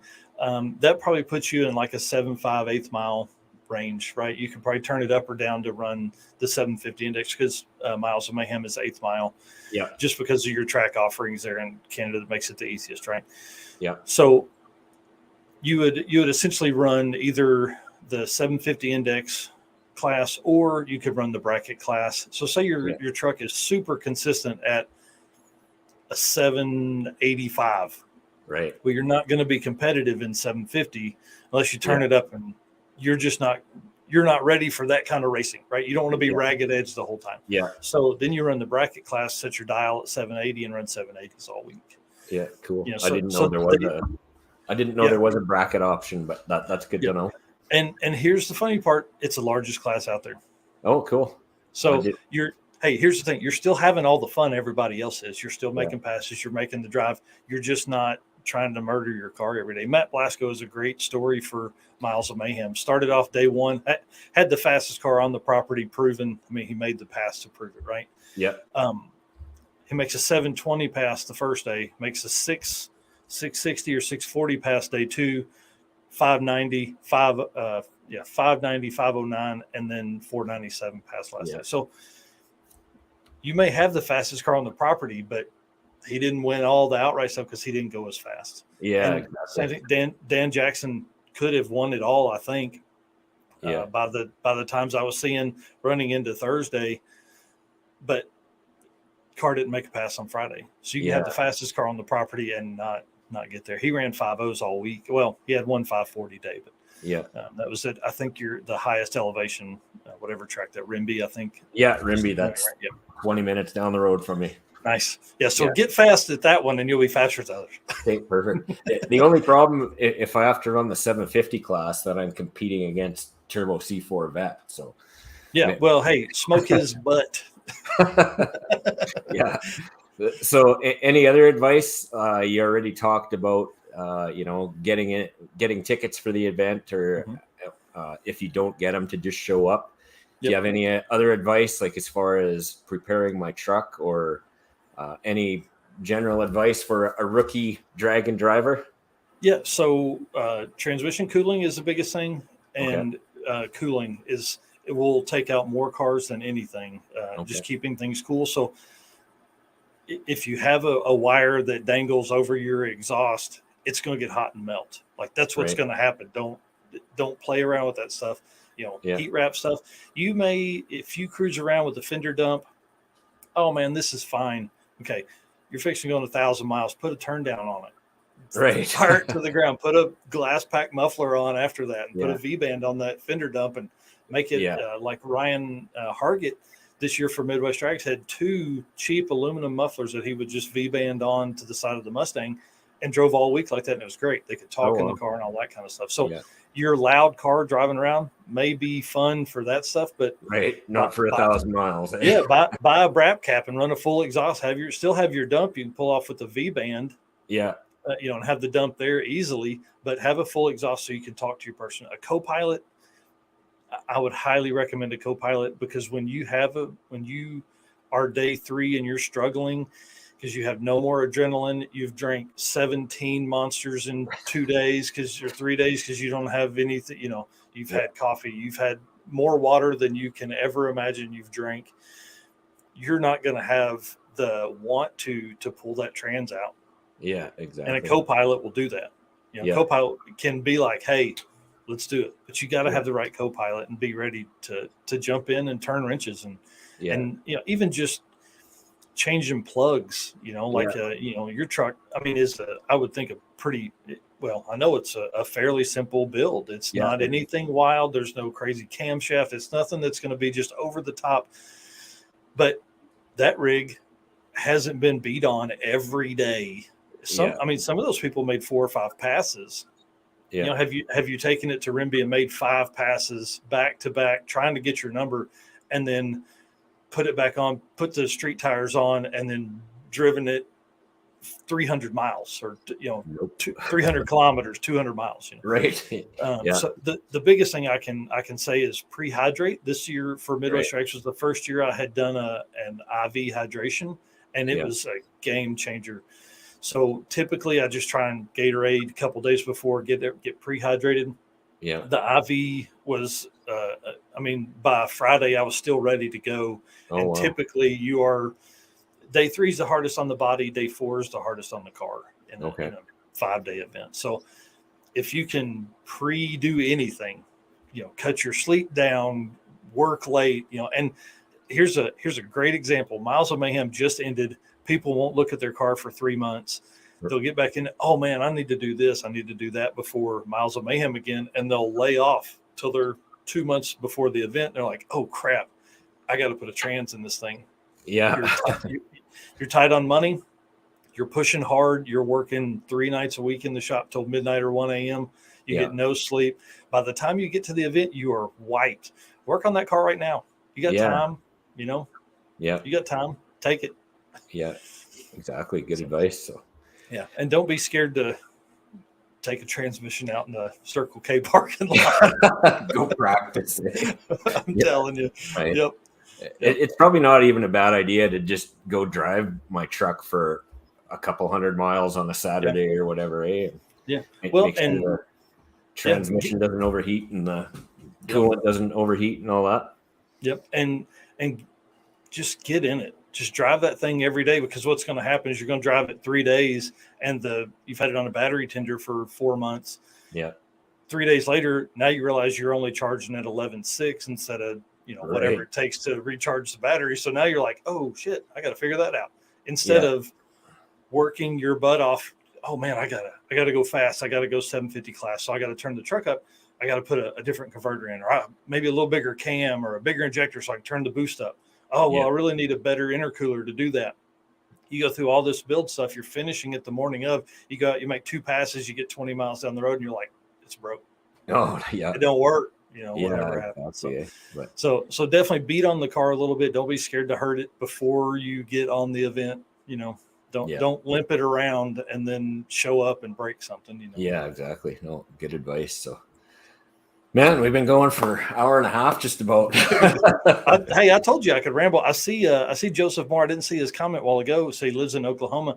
Right. Dude, hey, I'll be at Race Week for Oklahoma City, and then of course we're going to Dallas, and then I'll be at day one Tulsa, and then I've got to come back and go to work so I can be off for drag week, and my daughter's coming with me.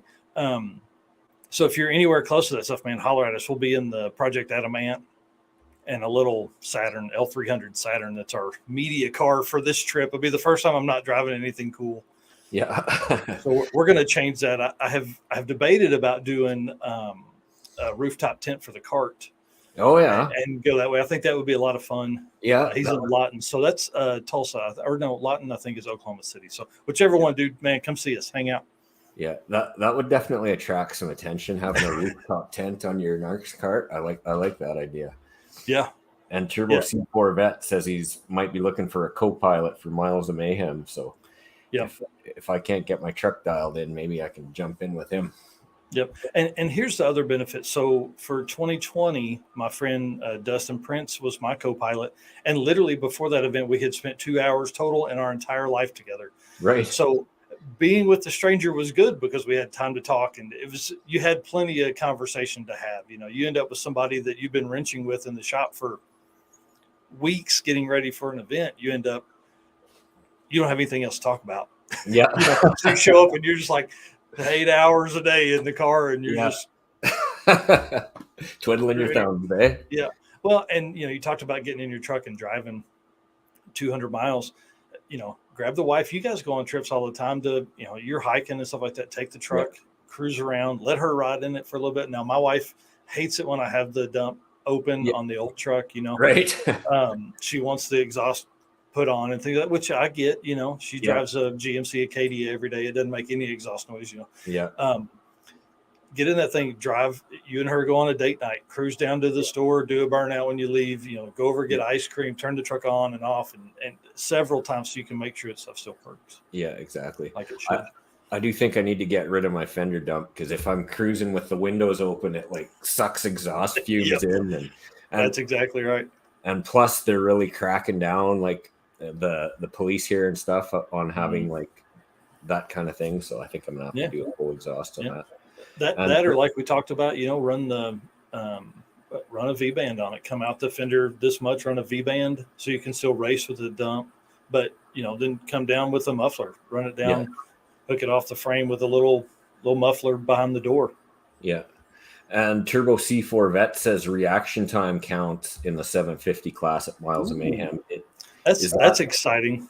Okay. Is that not, isn't reaction time normally not a factor in these events? No, because you're looking for your fastest ET down the track. So Okay. for a big turbo car, the light Doesn't matter. those guys wanted to get up on the build their chip. base. Yeah. And so Sick Week was the first one to really kind of adopt they started at 1 second after green didn't count. Then anything after that started adding to your ET. Okay. I think we'll see more events go to that.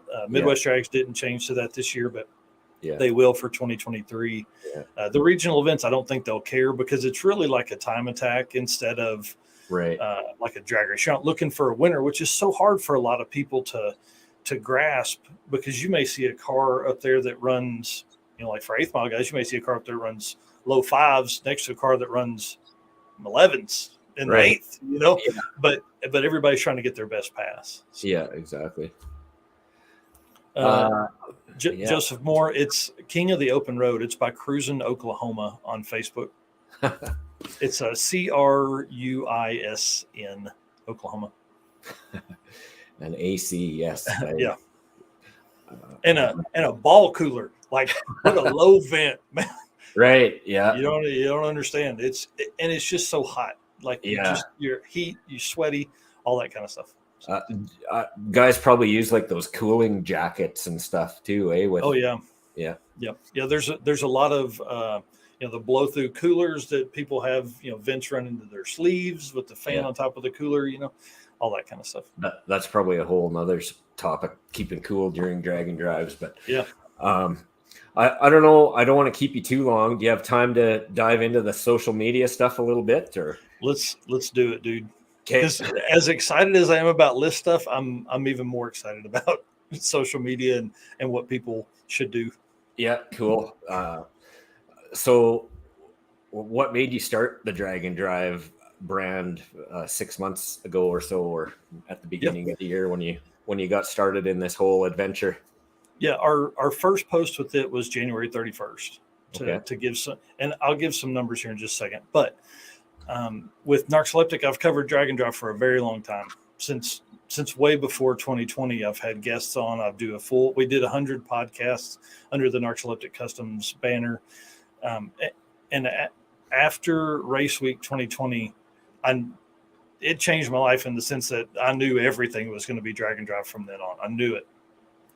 So as time went on, I was covering more. I was going to more events. I was, if you go back and look at the last year of content for Narcoleptic, a lot of it was Drag and Drive. A lot of it was interviews with people that had been on Drag and Drive events and things like that. So I felt it was just almost a disservice because I wasn't offering our Narcoleptic customer or Narcoleptic Customs followers the kind of content that they came in for, which was, Stanley, Project Adamant, LS swaps, learning stuff, tips, things like that.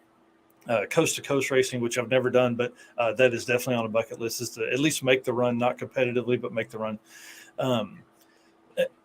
So as we went on to all of that, I felt bad that I wasn't giving our followers that kind of content, but also I needed a channel that was allowed to grow, because this is my future. What we're doing right now is my future. This is what I'll do for a living at some point.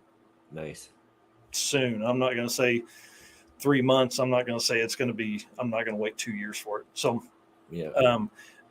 creating a social media channel for Drag and Drive, seeing the growth that it was about to have, and seeing the growth that, even if it wasn't growing, even if I was looking at an event that was never going to grow, I still love it. And I'm going to talk about it all the time. So I was like, if I'm going to do it, I'm going to do it hard. So January 31st, I knew I was going to Sick Week, started dragging what was then Drag Drive Repeat, which is obviously the motto for Drag and Drive.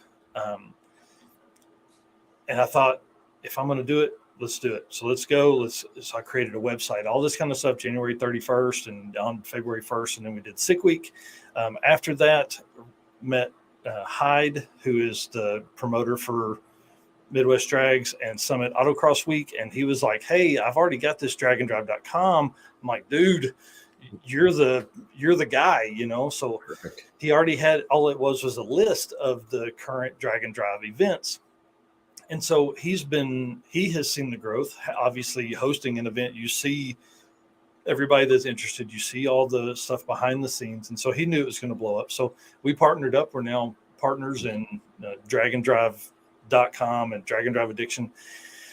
And from there, let me get my list out here, because this is something people don't understand, because they see a lot of content provided by folks. They see a lot of stuff from everybody around. But since January 31st, I've posted 828 times to Instagram. Wow. Okay. I've posted more than 130 videos to YouTube. Yep. Okay.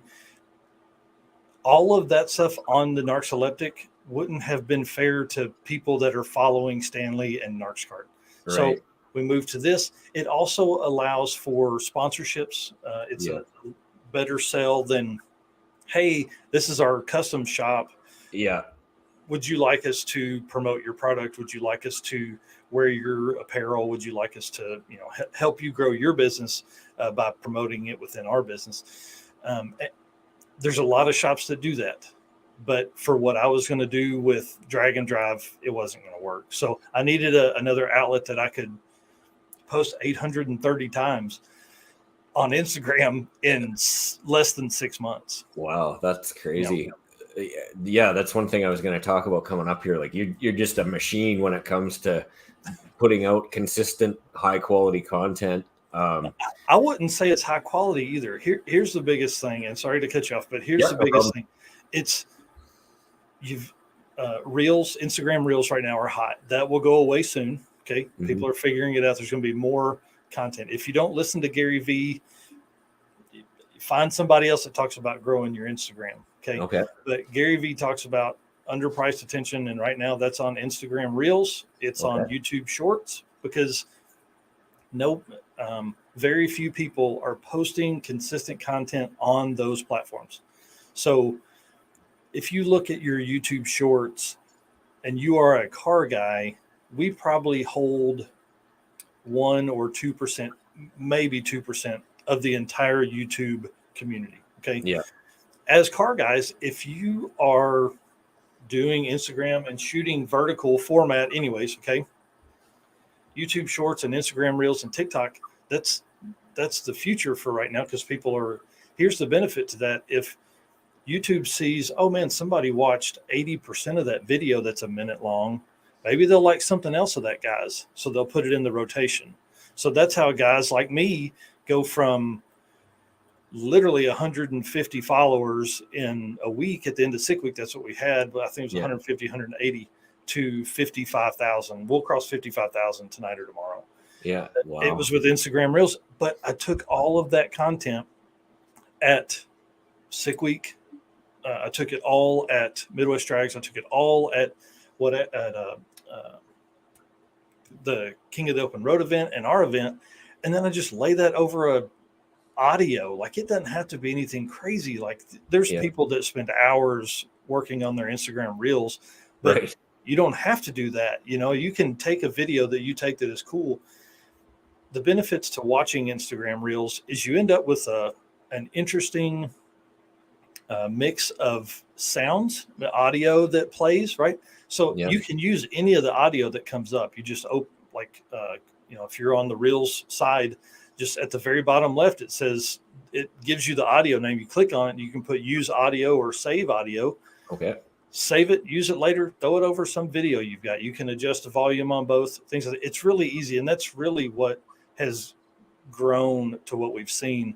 And so I'm trying to do that with TikTok. The hardest part about TikTok compared to Instagram Reels is I have cultivated our Instagram Reels audio. So it's always decent audio. It's funny stuff. It's generally talks about stuff breaking, because I have a few videos of that, burnouts, things like that. If there's one, so if you can't be if there's no sunshine, be the sunshine, or something like that. You can't find sunshine, be the sunshine. That's always a good one. If parts are broken, you have parts broken in your shop right now, I guarantee it. You could go over and do a quick pan, a 4-second pan of that, and put that audio on it, and Instagram may blow it up. You never know. We have 2 videos with more than 1 million views, and one video's got 600,000. Wow. So what happens is you do that, you end up with a bunch of followers. So with Drag and Drive, my whole entire goal is followers, right? Because that's what I'm doing with it. I learned from 5 years of posting. Here's something that will make people really think, because that sounds really cool. 820 posts, 54,700 followers right now on Drag and Drive, right? On Instagram. Narcoleptic Customs, 2,117 posts over 5 years. Wow. 2,000 posts over 5 years. So it's not something new that I'm posting a lot. Right. That page has 2,754 followers. Wow. So, I mean, that's two completely different, but in the same genre. Yeah. You know, Narcoleptic a lot of times gets the same video that I put onto Drag and Drive, but Drag and Drive has so many more followers that something can go not viral, but something can blow up. Yeah. Easily. Now, here's another part too, because everybody thinks, you know, I preached for a long time, like how to grow your Instagram is to go get people, right? Right. Well, Instagram changed the rules on that. And so if you start doing that, it looks like you're spamming folks. So they'll actually shadow ban you, which is what happened to our friend Black Seed Originals. Okay. So if you're watching my older stuff from the Brain Tease or something like that sessions I did with Black Seed Originals and Eric at Destroyer 1320, that stuff is old now. Just like we talked before this, you know, something every 3 or 4 months changes. Yeah. So on Drag and Drive, I'm following 640 people because it's hard. I mean, when you open your screen and every time you open, there's more than 100 new followers. It's hard to go in and look at that stuff. Yeah, for sure. For Narcoleptic, I'm following 3,200. Right. You know, so what was working for a while and getting 5, 10, 15 followers a day and grinding on that is now not working. Yeah, they've changed the game, eh? Yeah. Yep. Yeah. And really TikTok has changed it. That TikTok is the struggle everybody is fighting. You know, Facebook has now added Reels to its setup. The problem with Facebook is you can't post to Reels from your business account. Oh, okay. So it's kind of a pain in the butt to do that. And I don't necessarily want all of that stuff because of employment reasons on my personal account. Right, yeah, right, I need it. I got to have a little bit of separation there. So it would be great to be able to do that. So but that's not how it works. So so in summary, for all of that, you already have the content on your phone, no matter if it's vertical or sideways or whatever you shoot in. You already have the content. Just pop over to Instagram Reels, grab a couple audio files that you think are funny, save them, and just keep recycling it until either you're not laughing at the audio anymore or it's not working with Instagram. Right. You know, like there's no magic to what I've done. It's just we had a couple videos just go wild. Yeah. Wow. That's really cool. So consistency, Reels, Shorts, any other advice for someone who's wanting to grow a following on social media in the automotive niche? The thing that blows my mind, especially for people that aren't Garrett Mitchell, right, aren't Cletus McFarland. Yeah. If someone makes a comment on your page, and you don't like it, what the are you doing? Like, why would you not at least give them a like? You can go into your Instagram, I don't remember what they call them, you know, announcements or whatever it is, notifications. Sorry. Right. You can go into your notifications and filter it by just comments. So just go through and twice a day, if you're getting comments, just hit that heart button all the way down that list. And it'll at least, because how many times have you gone to a page, you've taken the time, even if it's just a second, to say, man, that's awesome on somebody's video. You don't even think about it ever again. Yeah. But what happens if that person hits like or hits that heart button? You get a notification that, hey, Drag and Drive liked your comment. I'm like, holy crap, man. Drag and Drive's got 50,000 followers. They liked my comment. And I try and reply back to as many as I can, but it's so hard to create new content. You know, I spend about 10 hours a week recording stuff. Probably 6 hours a week recording stuff, another 3 or 4 hours a week writing out what I'm going to say. And then the Drag and Drive news that drops Saturday mornings at 9 a.m. Eastern for everybody that pays attention. It drops on Facebook and YouTube. I spend about 6 hours editing that. So, in any given week, I have 20 hours just in creating one 30-minute episode on a Saturday morning. Yeah. So I can tell you're a super busy person with your day job, Narx Customs, the Drag and Drive, and all the social media. I know you've got a wife and kids.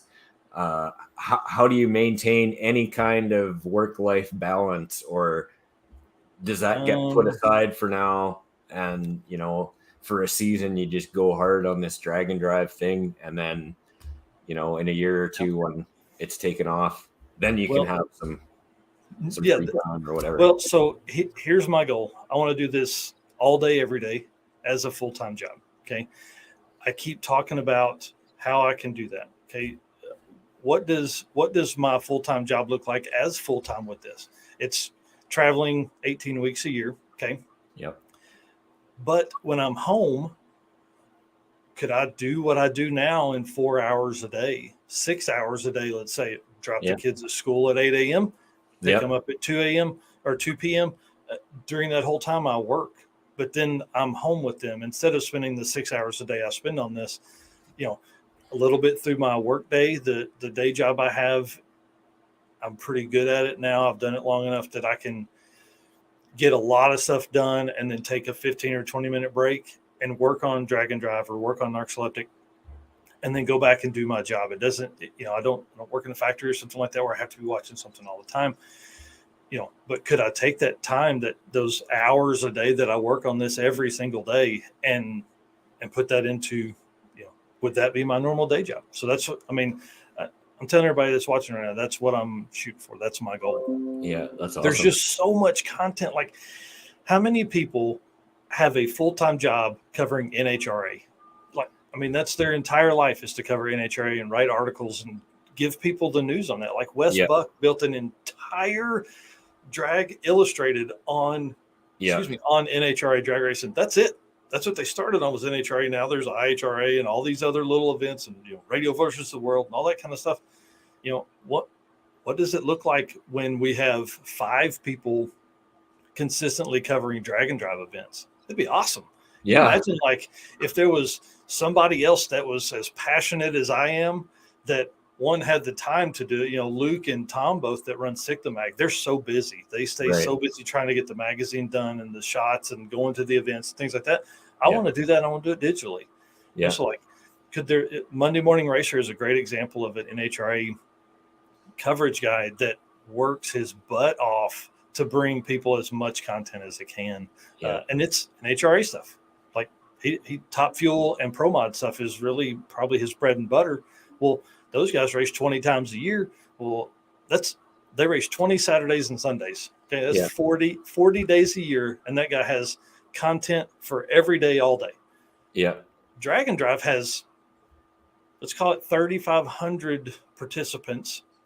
They're not all unique because some guys race in 2 or 3 different ones. Yeah. So 3,500 participants that covers. So you got 525. So you've got 100 days of racing just within the Drag and Drive community at current event level. I feel bad that I'm not covering it more. To be honest, if I had the 6 hours back a day, I'd work on it for 12. Yeah. Because I would still work on it once the wife went to bed at 9 or 10 o'clock. I'd still work on it for 2 hours after she went to bed. Man, that's one of the things I love about you is you're just passionate about it. Going hard. I said it earlier, it'll change your life. It will. There's so many good people within the Drag and Drive community, businesses and people. Turbo C4 Vet's been in here with us for almost 2 hours. Yeah. Well, now you've got me excited about Drag and Drives and looking forward to getting my truck ready and giving it a try next year. It's awesome. I really wish that there were more regional stuff. I think it would be great if you could, the hard part for Canada is you guys are gigantic, man. Canada is huge. So regional events would be great for you guys. You have now you have an established 2-year-long Miles of Mayhem. They'll be back for 2023. Yeah. you know, but David Sidden is a great example. His son flew in from Toronto. Well, I was like, oh man, for the Drag and Drive News interview this weekend with him, I was like, I'll just see. It'll be a good overlay to show how far of a drive that is. It's like 3,100 kilometers, man. Like 2,000 miles or something crazy, you know? Yeah, so it's crazy. You start thinking about, I mean, there's tracks in the Northeast. And you guys could probably easily have one over that way. Yeah. I don't know. It's just there's so much that is available. Yeah. So right on. It's just going to take people to, you know, I think with what Matt Frost and Jared Holt are doing, I think we can really see someone take it to the next level with what they're going to do with the regional events. You know, if they could host 6 by themselves, I mean, you just completely almost doubled the regional events nationwide. Yeah, exactly. So, anyway, sorry, I have talked your ear off, dude. No worries. I have totally enjoyed this conversation, and you've been a great first guest. So I appreciate that. I hope I set the bar at least mid-level. It's high, I think. So I appreciate that for sure. But I'm excited about the future of what's going to happen with these drag and drive events. I'm excited to follow you along as you I'd be super excited to see you go full time and make this your full-time gig. But I think we should probably look at wrapping this up. We've been an hour and 15 minutes, but there's definitely a bunch of stuff I didn't cover, and it's even sparked a couple new questions in my brain. But I'd like to have you back on again at some point. Anytime. For another episode. But thanks so much for coming on. It's been a pleasure chatting with you. You just want to tell people where they can find you online, and if they want to get a hold of you or follow you along. Yeah. So I am most active on the Drag and Drive stuff currently. Now I will get back to Narx, but you can find us. The best place to find any cool content, anything that you're wanting to dive into for Drag and Drive is on drag-in-drive.com. You can find us on Instagram at drag_in_drive. You can find us on Facebook at drive-in-drive.com on Facebook. And then obviously we have a YouTube channel as well, which is Drag and Drive. And then Narcoleptic stuff is, you'll probably have to spell it for them down in the description, but it's we have all the same stuff. It's Instagram, YouTube, Facebook, TikTok on both Narcoleptic and Drag and Drive. Now we do have 20,000 followers on Narcoleptic on TikTok, so I've got to get back to posting over there as well. I just don't. It's hard for me because I want to only post Narcoleptic stuff on Narcoleptic now. So yeah, it makes sense. Hey, that brings up one last question. I heard a rumor that you can't post burnouts on TikTok. Is there any truth to that? Bastards. Here's what's funny, and I wish I'd thought about that because that's a great segue into how they will shut your videos down. Because for us, guys like us, we love burnouts. I love trailer burnouts. I love burnouts at the track. Any kind of burnout, I love it. Well, TikTok's like, oh man, let's not show that to anybody. Right. So you'll have one video that'll have typically 1,000 views, within a couple hours or whatever, put up on TikTok. And then you do a burnout video, it's got 40. Yeah. Like it was posting before they realized it was a burnout, and then they took it down. Yeah. Then they turned the switch off. Yep. So that's exactly what happened. I do want to say one more thing about the social media stuff for Drag and Drive. The whole goal with it is just to literally show as many people the Drag and Drive lifestyle as possible. Awesome. With Narcoleptic, it was about us building cars, our story, our journey, all that kind of stuff that goes along with that. Yeah. So Drag and Drive, it may not have Michael Narx content in it. It may be content from other cars and people and things like that. Yeah, and I think that's part of why it's grown so big is you're telling other people's stories and not just your own. Hey, so yep, that's exactly right. Well, cool, dude. Thank you so much. I really do appreciate it. Thanks to everybody that's been in the chat making comments and things like that. And hey, here's what I'll ask for next time when I'm on. For anybody that has a question that's watching this later, please comment down below. Ask your question because we'll be on. Randy and I talk often. I would say not every day, but a couple times a month. And so we can gather those questions up. We can ask them. I can answer them the next time. You bet. Yep. Well, thanks so much for coming on, Mike. It's been an awesome conversation, and thanks again. And we'll have to do this again soon. Yeah, dude, for sure. Thanks, man. Yep. Bye for now.